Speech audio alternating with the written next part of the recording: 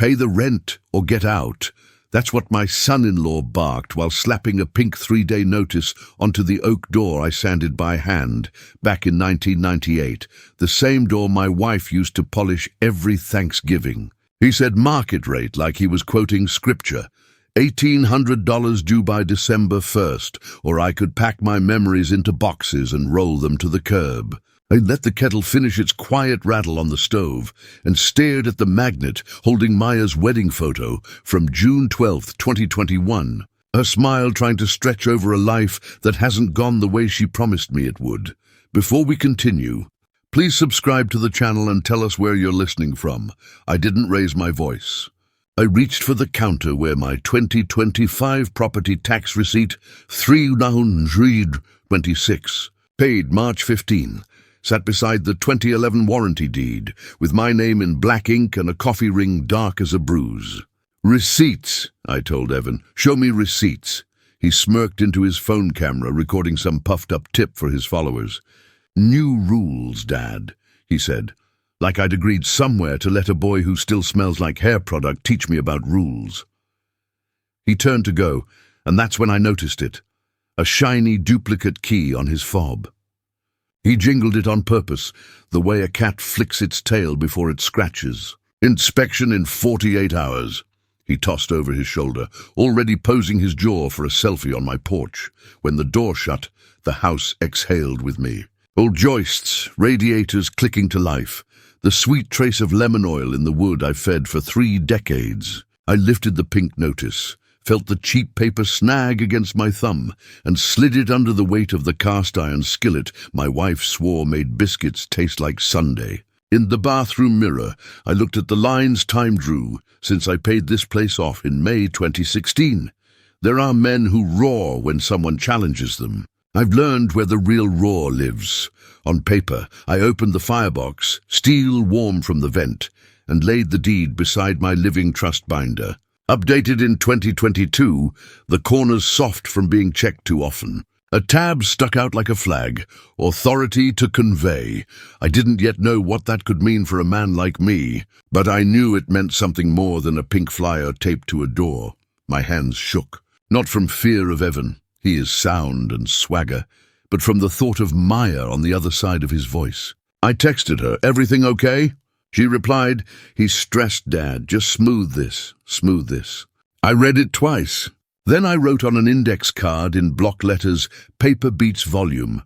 It went into the junk drawer with the rubber bands and the birthday candles. The kettle clicked off. Steam fogged the little window over the sink, and through it I could just make out the bare maple on our Bayview Street in Milwaukee, already leaning toward winter. I took a photo. The notice, the deed, the tax receipt, lined up like chess pieces on the dining table where my granddaughter should have been drawing turkeys with a handprint. I told myself, you don't match his noise. You outlast it. By evening, the house had settled. I set the deed and trust in a neat stack, put my glasses on top like a paperweight, and circled a date on the wall calendar, November 24. That's when I'd find a lawyer and learn how far. Authority to convey could carry a man who refuses to pay rent in the home he already bought with his best years. That night the house ticked like it had a pulse of its own, radiator valves clicking, the kitchen clock stuttering at the top of each minute. A slow heartbeat for a place that had seen me through every season since 1998.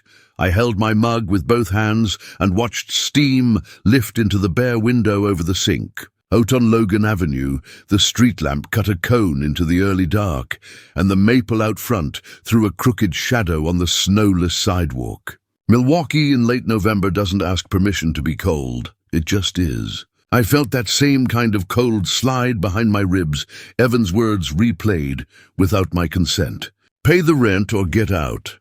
I could still see the pink 3-day notice stuck to my oak like a cheap suit, $1,800 due by December 1st, printed in bold as if ink could change a deed. I looked down at the counter where I'd left my paper life, the 2011 warranty deed with my name, the property tax receipt for $3,920 stamped March 15th, 2025, and the living trust binder I updated in 2022 after my wife passed. I brushed a crumb from the deed like it was her cheek. At 7:42 p.m., my phone buzzed. Nora from next door. He yelled, "You okay?" Those 4 words loosened something in my throat. I typed back a thumbs up because I'm a man who still thinks a problem small enough to text is small enough to ignore. The truth was bigger. The man married to my daughter had turned my house into a set piece for his followers, and he wanted to turn me into rent. I sat at the dining table, maple, with a long scratch from Thanksgiving, 2002, where Maya dragged a roasting pan and spread out my numbers like a teacher laying out a lesson. Utilities for October, $218. Homeowners insurance, $142. Mortgage, 0. Paid off May 2016. With the last check I wrote from a union pension, I earned stringing lines out by Fond du Lac when the wind could cut you in half. No arrears, no lease. Nothing owed to him but civility, and even that felt like charity. The pink notice had a citation on it, Wisconsin Stat. Para 704, as if law could be reduced to a scarecrow and propped on my porch. I read the line twice, 3 times. The whole thing felt like a costume, paper that pretended to be power. I set it beside the 2016 mortgage release letter like a child beside a grown man. The release had the ink weight of a thing finished. The notice had the smudgy feel of a bluff. I went to the coat closet and pulled down the shoebox that still held the last of my wife's handwriting. A recipe card fluttered out, her biscuit mix, the one she said would save a morning. That's what grief does. It arrives when you open the wrong box for the right reason. I folded the recipe back and pressed the lid closed with my palm. "I'm trying," I told the closet, and then, because men my age talk to quiet rooms, I said it again, softer. Back in the kitchen, I wrote on a 3x5 index card with a fat blue pen, "Paper beats volume." I underlined beats. I slid the card into the junk drawer, right under a wad of rubber bands and 1 birthday candle shaped like the number 7 from my granddaughter's last cake. The drawer stuck when I pushed it in, the way small decisions sometimes do, then slid shut on the second try. I could feel the exhaustion in my knees when I sank into the living room chair. Maya's voice echoed from earlier. "He's stressed, Dad. Just smooth this." She was the girl who once insisted her dolls each had a bedtime chart. Now she was smoothing a grown man's temper like a rumpled sheet. The TV glowed blue in the corner with the volume low. A weather crawl ran along the bottom. First snow possible. Saturday, Nov 29. I pictured the first dusting whitening the porch steps, the ones I salted every year so the mailman wouldn't slip. I wondered who would salt them if I left. The worst part wasn't rage. It was shame, an old, familiar, useless thing. Shame that my daughter married a man who confuses confidence with cruelty. Shame that I didn't catch it in time. Shame at my age, 68, to be sitting with a pink slip in a house I built door by door. Pride can be brittle when you've spent a life paying quietly. When it snaps, the sound is small but final. I let it snap. Then I breathed. And then, because somebody has to be the adult even at 68, I started a list. No lawyer yet, but that would change. No audio of his threats, but I'd fix that without breaking any law. No title search in my file, though I kept the 2011 warranty deed like a talisman. I opened the living trust binder and found the tab I'd seen earlier, authority to convey. Beneath it, language about reserving a life estate. I didn't fully understand it, but the phrase sat in my palm like a key that might fit a lock I hadn't noticed. I reread the 2016 mortgage release letter and traced my signature with my thumb. In the margin, I wrote a small note to myself, the way I did back when I taught my apprentice how to tighten a service clamp. If it's yours, act like it. Calmly. Calm felt ambitious, but I could manage deliberate. I leaned forward and sniffed the pink notice, cheap toner, the plastic smell of new paper. He'd printed it minutes before he marched over. I set it on the table, placed my deed to the left, the tax receipt to the right, the trust binder on top, and took a picture with my old phone. Evidence doesn't have to be dramatic. It has to be there. Around 9, the furnace kicked on hard, then settled into its hum. I stood, tested the front deadbolt out of habit, and noted the way the key turned smooth. Evan had a duplicate, shiny on his fob. I swallowed that fact like a pill and wrote another note on the index card's back, rekey after notice. I didn't know exactly what kind of notice yet, only that when I moved a lock, I'd do it after a paper move, not before. Lawful first, then literal. Before bed, I printed a calendar page for the kitchen corkboard. I circled Monday, November 24th in blue and wrote, Clegg and Sutter. Beside it, the question mark standing up straight like hope. In the empty margin under that date, I jotted 3 more lines. Title search, audio if he returns. Nora statement. The list looked clean in the yellow light, the pen strokes even. When your heart shakes, you let your hand be steady. I turned off the lamp in the living room, and the glass ornament we'd kept since 1998 caught the last slice of light and threw a small star on the ceiling. I stood there and watched it fade. Then I told the house good night the way my wife used to, with a hand to the doorframe. We're not going anywhere, I said. And for the first time that day, I believed myself. In the dark, I heard a car door somewhere outside, a laugh too loud for the hour, the lake wind sneaking up the block. I slid under the quilt Evan called clutter, pressed my palms together, and gave myself one more instruction for morning: call the lawyer. Learn what life estate can do for a man who refuses to be bullied out of the home he already paid for in full. November 24th arrived colder than I expected. Frost laced the edges of the front window like the house was wearing its Sunday lace to church. I had circled the date on my printed calendar in blue ink, Clegg and Sutter, and when I woke up, that little question mark felt like the only bridge between humiliation and dignity. I ironed a shirt. That might sound ridiculous for a man just going to ask for help, but pride doesn't die easily in Midwest men. We go to court in our good boots. We go to appointments looking like we respect ourselves. And if somebody wants to turn our life into content, we at least show up polished. I put on the navy shirt, wiped down my glasses, and grabbed a folder with my 2011 warranty deed. The 2022 trust binder page with the authority to convey line highlighted, and my March 2nd, 2024 roof invoice for $11,000. I slid the 2025 property tax receipt, $3,026, paid March 15th, behind them. Everything stacked like truth. Clegg and Sutter, LLP, sat above a bakery on Kinnickinnick Avenue. The smell of bread drifted up the stairwell, warm and clean and honest. The office door had a brass plate, slightly tarnished but sturdy, like the kind of lawyer who doesn't advertise on bus benches. Inside, paper and lemon oil scented the air. No chrome furniture, no ego, just quiet competence. A receptionist with grey hair and kind eyes offered coffee. Black, thanks, I said, because that's how I drink hope.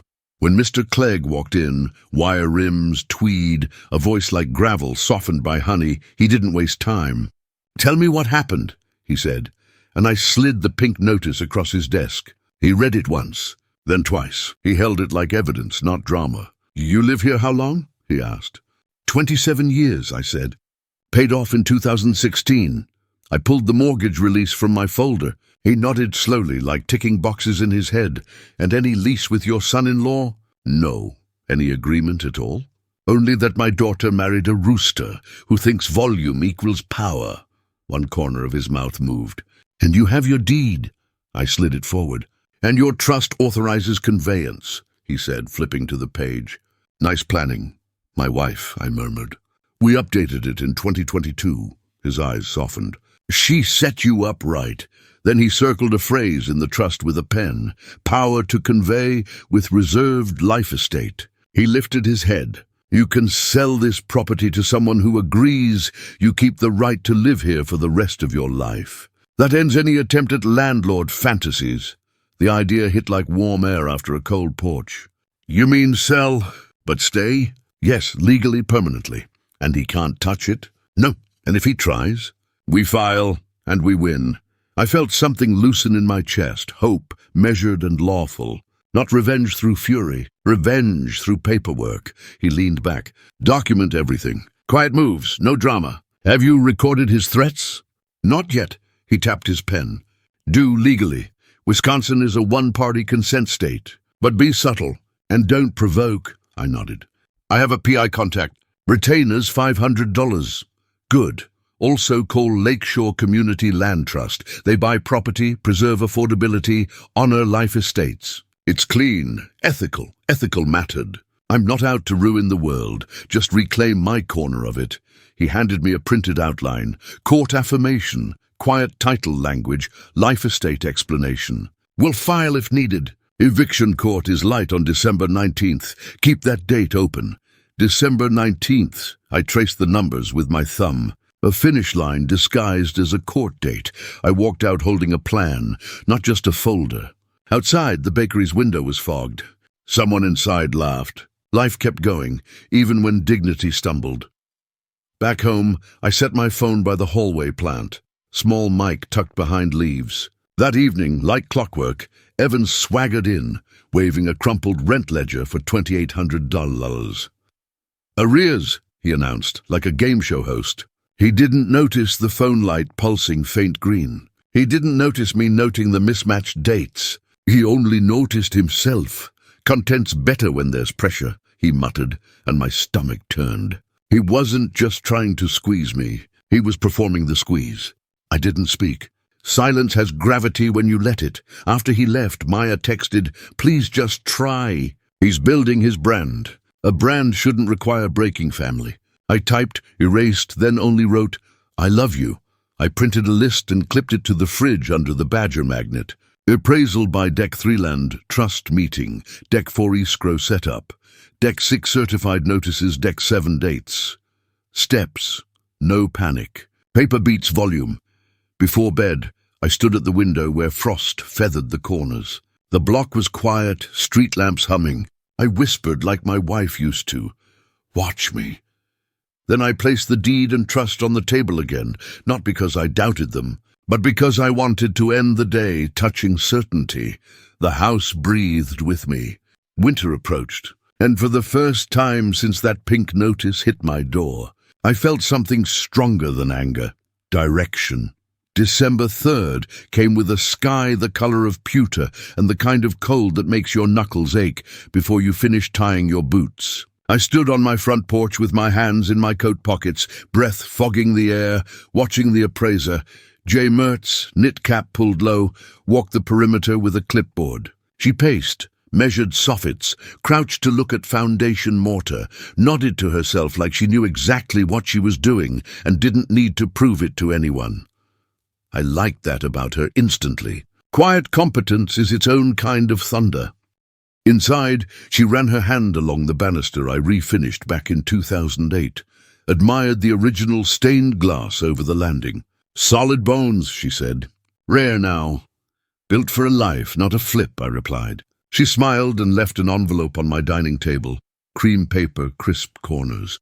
I didn't open it until the door clicked behind her. Appraised value $389,000, higher than Evan ever guessed. Higher than any landlord fantasy he'd been spinning into ring lights and captions.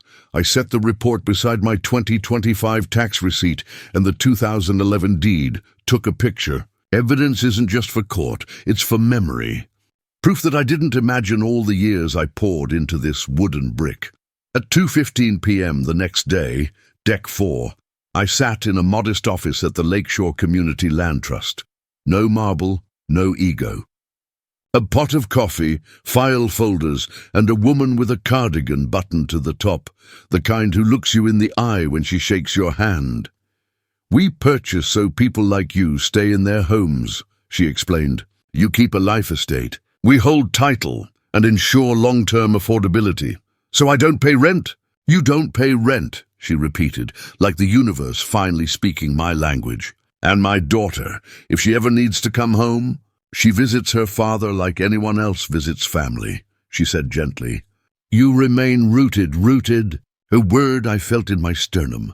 We discussed the $365,000 offer terms, closing timeline. I signed an intent packet, hands steady. Before leaving, I asked the director, "Have you ever seen a man try to evict the person who built his own foundation?" She chuckled, but her eyes were sharp. "We've seen ego. Paper wins every time. Paper beats volume, again deck 5, cold enough that my breath felt solid. At 9:12 a.m., I emailed Evan notice of change in ownership pending. No tenancy exists, no lease to terminate. Any attempt to enter without permission constitutes trespass. Calm, precise, legal." His reply came minutes later. "Watch me." I printed his message and slid it into my growing folder marked December. Then, as advised, I rekeyed the locks, perfectly lawful, perfectly timed.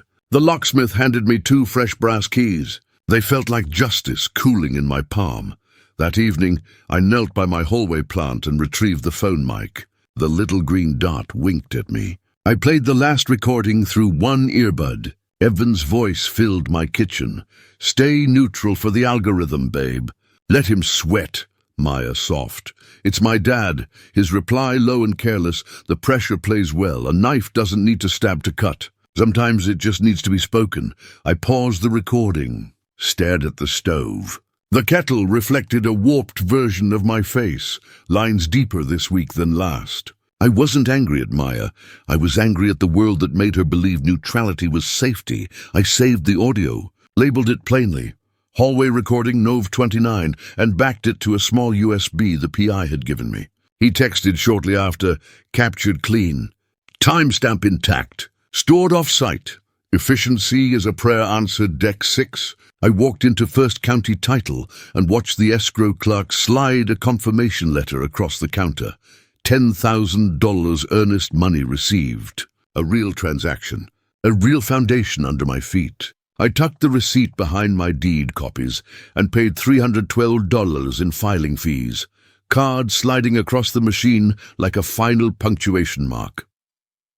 Outside, flurries dusted the sidewalks. I pulled my coat tight, feeling older but not weaker. I didn't roar. I documented. Quiet has teeth if you give it a ledger. Back home, I brewed tea and wrote 2 certified letters, one addressed to Evan, one to myself for postal proof. Deck 7 delivery. My handwriting was slow, deliberate. I wrote the same sentence twice. Any entry without my permission constitutes trespass. Simple as breath, the kettle dinged, a soft little gavel.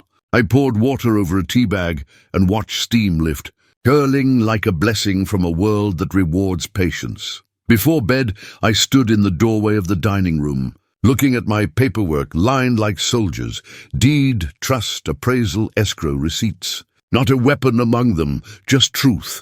People think revenge is loud, but real revenge, it's methodical, it's lawful.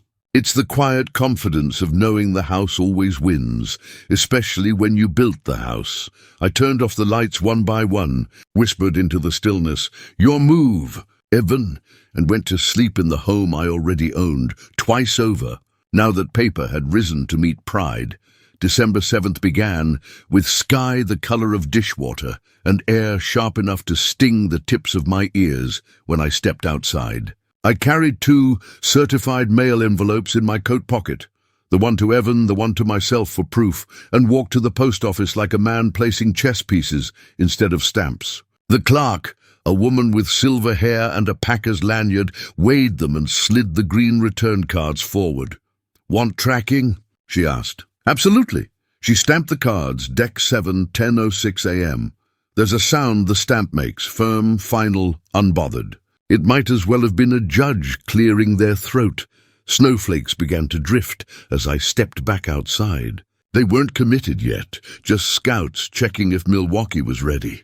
I tucked the receipts into my coat like precious cargo and walked home past the bakery. The smell of cinnamon rolls from inside cut through the cold, and for one moment I thought about buying one for Maya. Habit is a stubborn ghost. At 2:40 p.m. the doorbell rang. Officer Ruiz stood there, cheeks red from the wind, scarf tucked neat under his jacket. He held a manila folder under one arm, like he didn't want snow touching it. "You requested documentation drop-off?" he asked. I nodded and handed him a thin file. Deed copies, trust page, and the handwritten transcript of Evan's "Pay Rent or Get Out" recording. Ruiz skimmed the first page. "You're doing this the right way. Keep it civil, keep it documented." His voice was steady, respectful. He knew this wasn't some petty neighbor spat. This was a line being drawn. After he left, the house felt unusually still, like it was inhaling before something big. It came that evening, around 7:18 p.m. Metal scraped against my front lock. One attempt, then another. Evan thought he had the right to twist my doorknob like it was a prop in his content skit. The key he'd copied back on Nov 22 didn't fit now. Silence followed. Then a single bang on the door, hard enough to rattle the glass panel I'd replaced the year Maya turned 10. I didn't answer. I didn't move.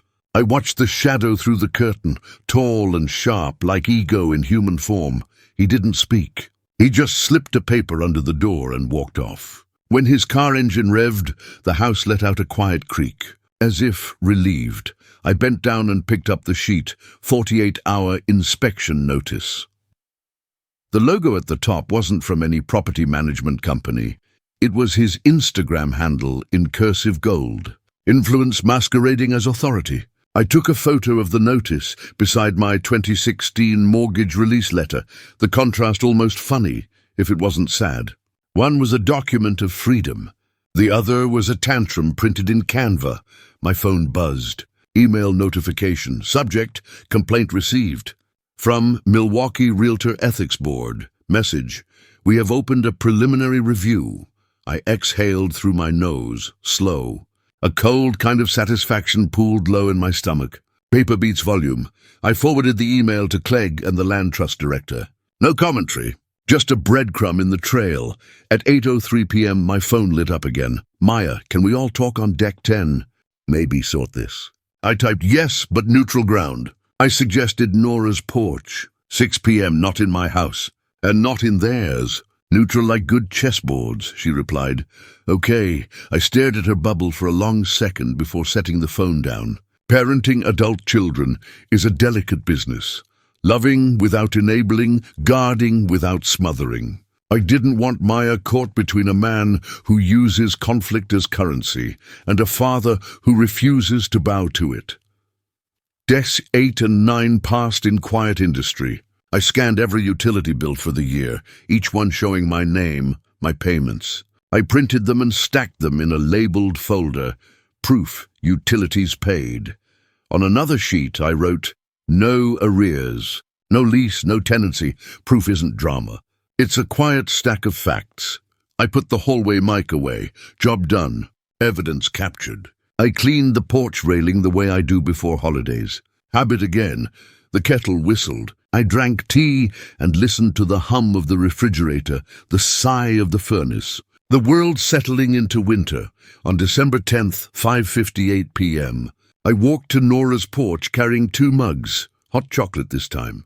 Middle ground deserves warmth. She'd already set out a lantern, its light soft on the snow-dusted boards. I tucked the appraisal beneath a magazine on the porch table, casual but loaded.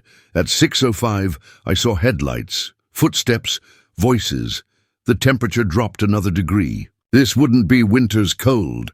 It would be a colder truth, the moment when silence meets confrontation and civility meets ego. The stage was set. Neutral ground. Warm mugs. Evidence tucked quietly to one side, and I sat there, steady as oak, waiting, not to fight, but to finish what had already begun on paper. Let's talk, I murmured to myself, watching breath cloud into the December air, and let the truth do the loud work this time.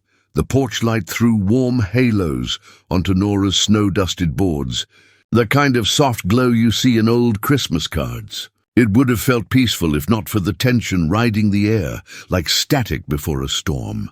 I sat with 2 steaming mugs, hot chocolate, real milk, cinnamon on top, because even when life turns cruel, manners matter. Wisconsin men don't start wars with cold cups. At 6:05 p.m., headlights cut across the yard. Evan's SUV, shiny, loud, unnecessarily confident, rolled up, tires crunching fresh frost. Maya walked beside him, arms folded tight against the wind. She looked small in her coat, like the girl who used to sit on my shoulders at summer parades. Now she stood between a man who sold illusions and a father who lived inside a quiet truth. Evan didn't bother with hello. The moment his shoes hit the porch, he started. "You rekeyed the house," he snapped, pointing like I was a child caught stealing cookies. "Illegal entry modification. Tenant harassment. I could have you charged. I didn't reach for anger.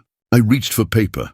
Calmly, I slid the 2011 warranty deed across the table toward Maya first, never him. "This is my house," I said. "It's always been my house." My voice wasn't loud, but the wood beneath my palm felt steady like a church pew. Maya's eyes darted to the document, scanning, searching. She swallowed hard. Evan scoffed. "A piece of paper doesn't mean anything if you live there rent-free. You want to pretend you own it? Try that in court." I let silence stretch long enough to feel its weight. Then I placed the realtor board email beside the deed. "Complaint received. Under review." His jaw twitched.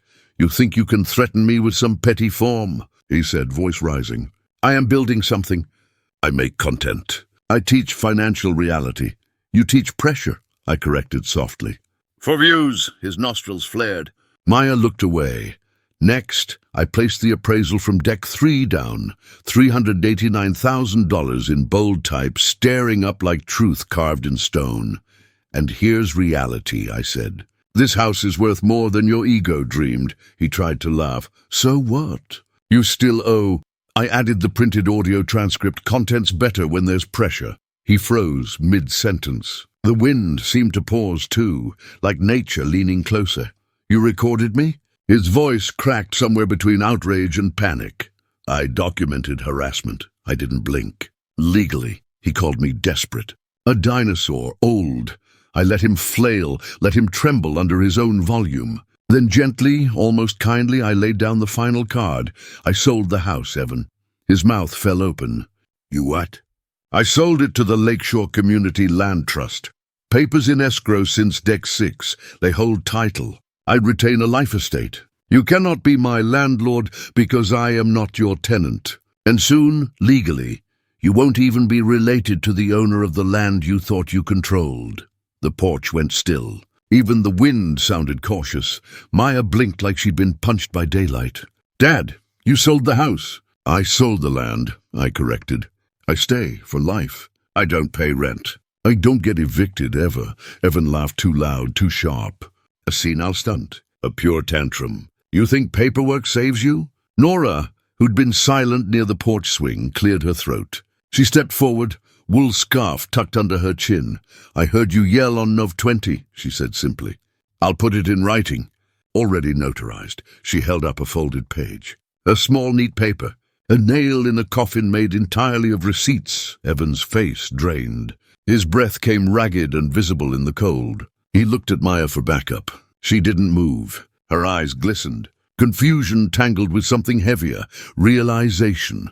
Finally, I slid over the Deck 7 certified mail receipts. Stamped. Official. Irrefutable. "Notice given," I said. "Locks changed after notice." "Or lawful," he stepped back. Then forward again. Then back, unsure for the first time since he walked into my life. "Ego hates when truth arrives with dates and signatures. You think this is over?" he hissed.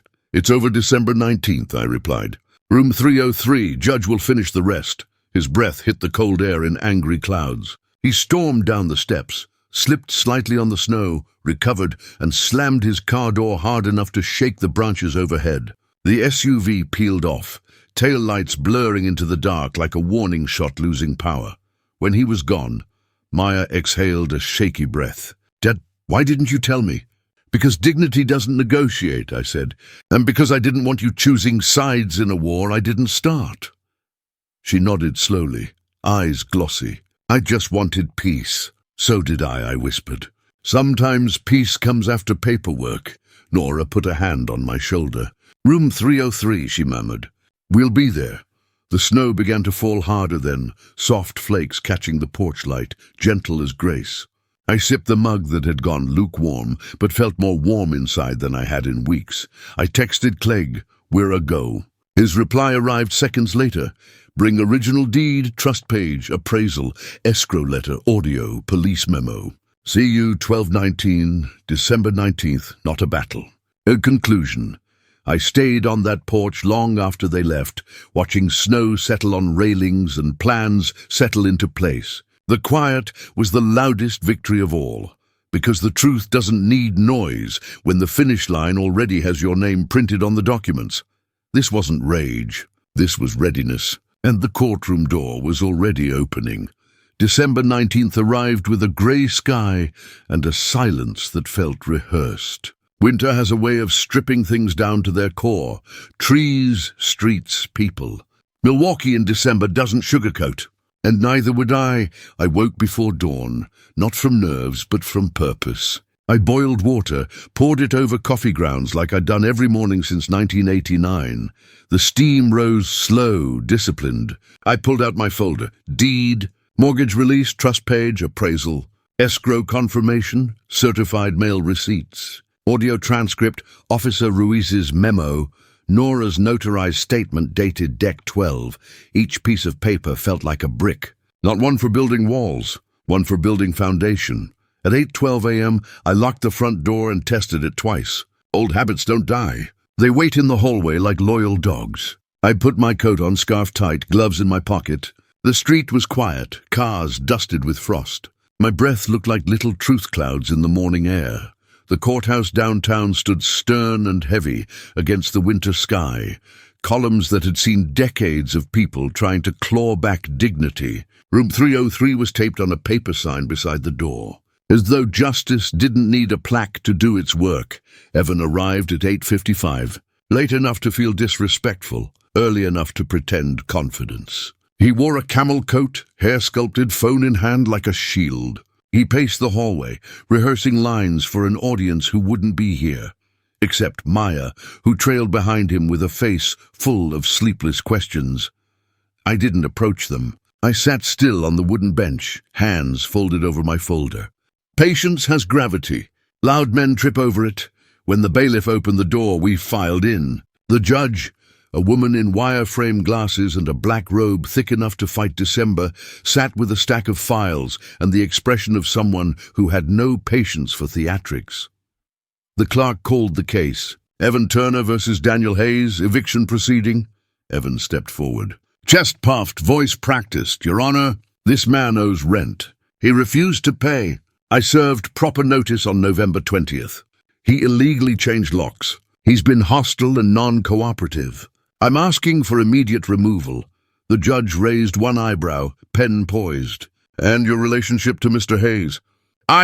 Evan started confidently, then hesitated just long enough to taste what was coming. He's my father-in-law. The judge's eyebrow lifted further. And there is a lease? Well, he stammered, understood agreement, verbal, a family arrangement. He lifted his phone as though reality lived inside it. And I've documented everything. The judge didn't care about phone theatrics. Judges don't award points for filters. Clegg stood. His suit wasn't flashy. It was anchored. He spoke like someone who knew words could be scalpels. Your Honor, there is no tenancy. No lease, no rent owed. My client owned the home outright since 2016, confirmed by mortgage release letter. He has lived there since 1998. The opposing party attempted to intimidate and fabricate a rent obligation for social advantage and online content. The judge held up her hand. Evidence? Clegg began stacking truth the way bricklayers stack stone. Deliberate, aligned, unshakable. First, the 2011 warranty deed, original ink. Then the 2016 mortgage release letter, date circled. Then the 2022 Trust Authority page, power to convey with reserved life estate, highlighted. The Deck 3 appraisal, $389,000. The Deck 6 escrow receipt, $10,000 deposit noted. The Deck 7 certified mail stubs, green cards like quiet bullets. The audio transcript, contents better when there's pressure. Officer Ruiz's memo acknowledging harassment concerns. And finally, Nora's notarized statement, Deck 12, simple and devastating. I heard him threaten eviction without cause on Nov 20. We didn't raise voices. We raised documents. There's a difference, Clegg spoke softly. My client legally sold the property to a land trust on Deck 22. He retains a life estate, meaning he cannot be removed. The opposing party has no ownership interest, no lease, no standing, Evans sputtered. He tricked me. He manipulated paperwork. He's exploiting the system. The judge looked at him like one might look at a child claiming they invented gravity. Do you possess any deed, recorded interest, or signed lease? Well, no, but do you have proof you own or were ever due rent? No, but do you dispute the trust or life estate recording? No, but 3 no's is the legal version of checkmate.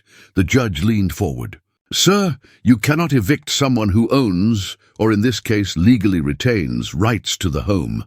There is no tenancy. This filing appears retaliatory. She tapped her pen. The wood echoed.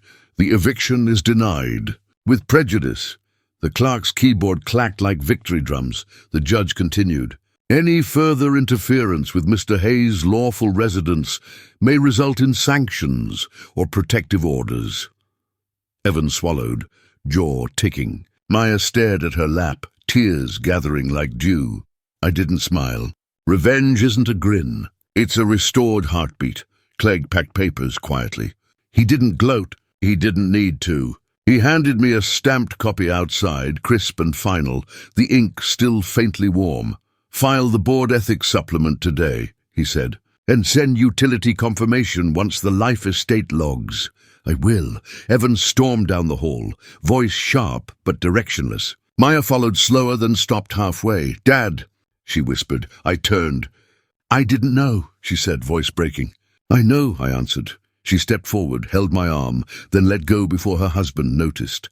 Outside, winter wind bit my cheeks. But it felt clean, honest, like justice has its own temperature, cold but fair. I walked to my car feeling taller than when I arrived. Not because I'd won, because I hadn't bowed. In the parking lot, I sat in silence for a long minute, breath fogging the windshield. Court order on the passenger seat, like a passport back into my own life. When I finally turned the key, I whispered the same thing I'd told the house weeks ago. We're not going anywhere.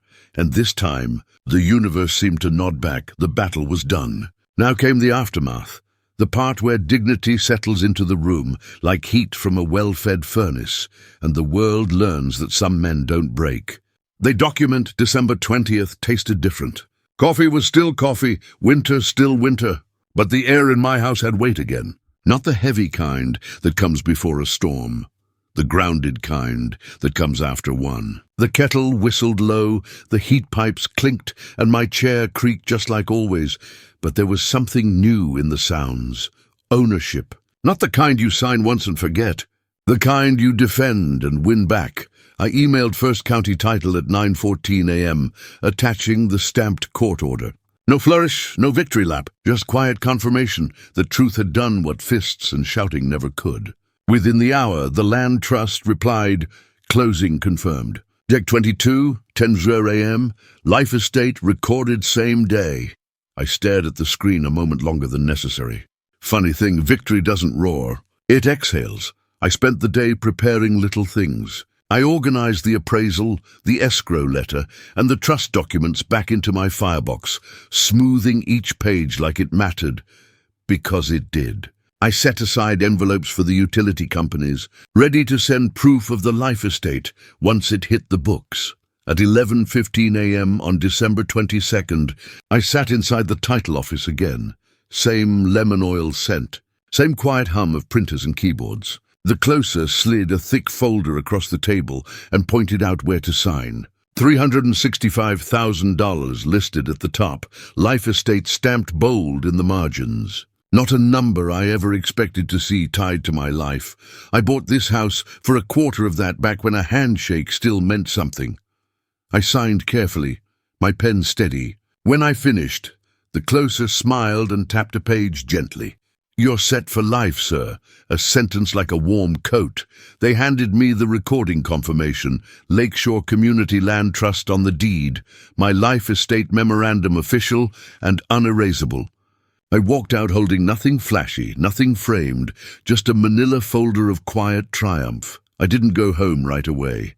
I sat in my car and let my hands rest on the steering wheel, staring through the windshield at bare branches and bright sky. You don't rush moments like that. You sit in them, the way you sit in a church pew after everyone leaves.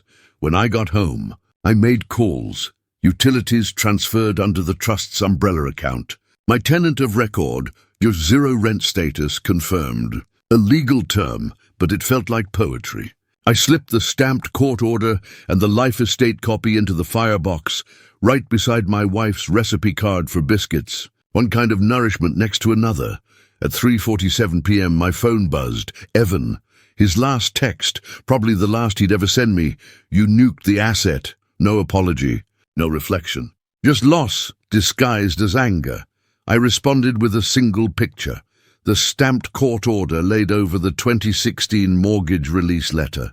Then I answered him with 7 words that carried 27 years of ownership and 1 month of war.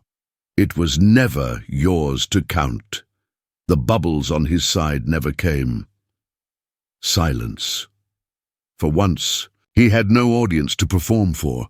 That evening, the house smelled like stew and old wood polish. I set the table for one, then paused and slid out a second plate. Maya texted earlier, "Can I visit on Christmas Eve?" "Yes," I'd replied. Doors open to my daughter, not to her husband. Not to entitlement, just her. I folded the quilt, the one Evan mocked, and placed it back on the couch. My wife's quilt, my house, my life. Some people think justice is loud, sirens, victories, shouting. But the truth? Justice sounds like a furnace, humming steady in winter, and the soft thump of a firebox closing on papers that say, "You earned your peace. You defended it, and you still live here." Christmas Eve arrived with snow falling in slow, soft flakes, not the kind that rushes to cover the world, but the kind that drifts like a reminder. You've survived another winter. The house felt warmer than usual. Maybe it was the furnace, or maybe it was peace stretching its legs for the first time in a long while. At 4:12 p.m., headlights crept up my driveway. I opened the door before she could knock. Maya stood there, bundled in a dark coat, scarf wrapped twice around her neck. She held a tin of cookies like a peace offering from childhood. For a moment, she was 5 again, showing me the snowman she made and asking, "Do you like him, Daddy?" She stepped inside slowly, scanning the living room like she was afraid memories might fall off the shelves. The smell of cinnamon and old pine filled the air, my wife's holiday candle recipe, a tradition I never broke. The quilt sat neatly folded on the couch, light-catching threads she stitched 20 winters ago. We sat at the dining table. Cocoa steamed between us, the way it had before her world tangled with a man who mistook arrogance for ambition. She was quiet first. Then her voice cracked like thin ice. I thought pressure would fix our money mess. I stirred my cup slowly. Pressure doesn't fix character. It just reveals it. Her eyes dropped. Tears welled, heavy, hanging there like ornaments too fragile to touch. She looked toward the firebox. A white envelope peeked out, labeled in my handwriting, "Charitable Annuity, Elaine Hayes Memorial." Her mother's name. She reached toward it but stopped halfway. "You used some of the sale money for Mom," she whispered. "I used it for legacy," I corrected. "And for peace. For both of us." The tears finally fell. She didn't sob, just let them run. That's how older hearts cry, quietly like rain at night. I didn't rush to comfort her. Sometimes silence does the holding. We hung a single ornament together, the glass one from 1998, edges just starting to cloud with time. I watched her fingertips touch the branch gently, like she was afraid the tree would shatter. The lights reflected in her eyes, tiny stars trembling. Outside, Bayview streets were hushed, snow landing softly like forgiveness, deciding where to rest. She took a breath. "I didn't know how bad it was for you. I thought, if I sided with him, it would keep things together. You don't hold a family by holding someone's ego," I said. "You hold it by holding truth." Her shoulders slumped. "Not weak, relieved, like someone finally set down a suitcase they'd been carrying too far. I don't know what my marriage looks like now," she murmured. "That's okay. You don't have to know everything today." I reached across the table and covered her hand. "But I do know who you are, and who raised you." She nodded slowly. "I thought I was losing you." "You were never losing me," I said. You were just standing too close to someone who thought he owned the roof over your head. When she left, she slipped a copy of the court order into her purse. Insurance, not against me, against lies that might try to rewrite history. After she walked out, I stood in the doorway watching the snow fall across the streetlight. The neighborhood was quiet, not empty, just at peace. I opened the firebox, placed the stamped deed copy and the court order back inside, and latched it gently. Paper settling like snow. My wife's quilt waited on the couch, warm from the radiator's breath. I draped it over my legs and sat. Sometimes winning doesn't feel loud. Sometimes winning just feels like you're home breathing with you again. And that night, my house inhaled, slow, steady, and for the first time in a long while, I exhaled with it. December 28th. The holiday lights still clung to a few porches on the block, blinking softly like tired guardians. Snow sat in gentle mounds along the sidewalk, unbothered by footsteps or tire tracks, quiet, like the world after a verdict.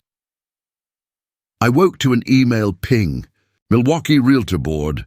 Investigation proceeding. No fanfare. No dramatic language. Just a formal acknowledgement that truth had found its next destination. Bureaucracy moves like winter. Slow, steady, inevitable. I set my glasses down and let the moment settle. Not triumph. Assurance. Around noon, Officer Ruiz logged his follow-up call. No further incidents. Case noted as resolved, I thanked him. He said, "You handled this cleaner than most." A strange compliment, but one I took the way Midwest men take compliments, with a nod and a quiet pride that shows in the chest more than the face. Later, I sat in my armchair, quilt over my lap, watching snow fall in lazy spirals. I checked my utilities folder, updated accounts, new life estate notation, zero rent verification. Paper lined up perfectly, like choir notes, not a single document out of tune. Around 3:12 p.m., my phone buzzed. A notification from social media. Someone sent me a link. Evan's video. Him talking vague nonsense about toxic relatives and betrayal in family real estate disputes, trying so hard to be the tragic hero in a story where he was the architect of his own downfall. 3 fire emojis, and 1 yawning emoji from someone named a bricklayer Ken. Even the internet was tired of him. I didn't respond. Silence was my applause. On January 2nd, 2026, the Land Trust invited me to a little gathering. Not a flashy celebration, just tea, cookies, and a certificate acknowledging community stewardship and life estate resident. I shook hands with a young couple who thanked me for protecting housing stability. Funny, I never thought of myself as an activist. I just protected my home. Turns out sometimes those are the same thing. I replaced the porch light bulb that afternoon.